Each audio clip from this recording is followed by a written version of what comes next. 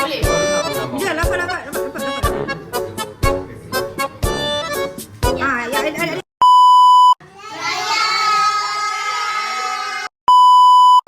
Sabar je lah. Go.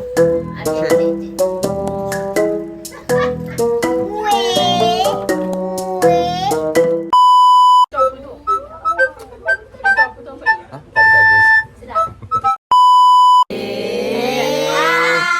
Tak boleh balik, tak sampai. Tak sampai. Tak nampak.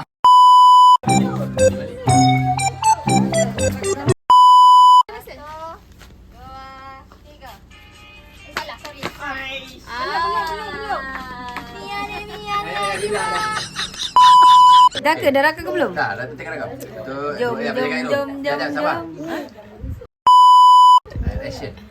Jom raya dengan saya, sudah lama tak berjumpa. Dah kenapa? Belah mana? Tadi teruk.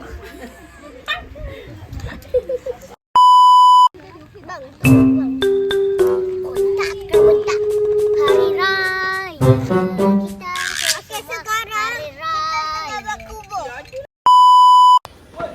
Okey dah dek, nampak? Kita tak tahu nampak ke tak baju.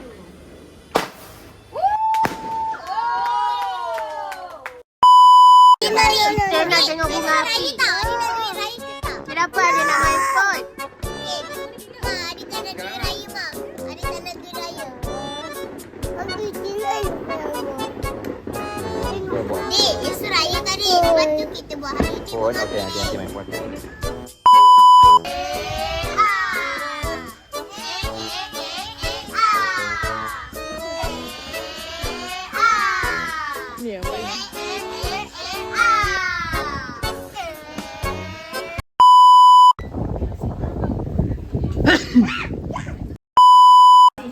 Oh, dekat mana pakai? Siti KL kan? Salah. Habis.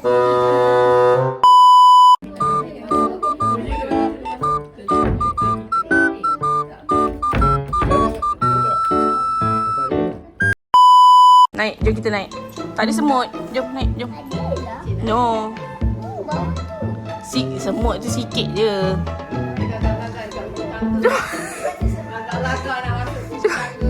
Naik. Masuk. Go. Kita masuk.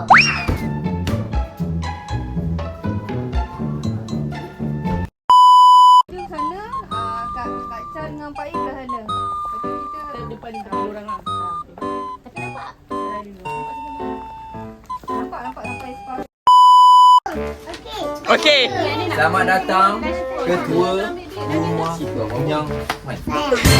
Ini ada terdapat banyak sejarah yang akan saya ceritakan. Okay, jom. Kelakar lah. Kejap lah.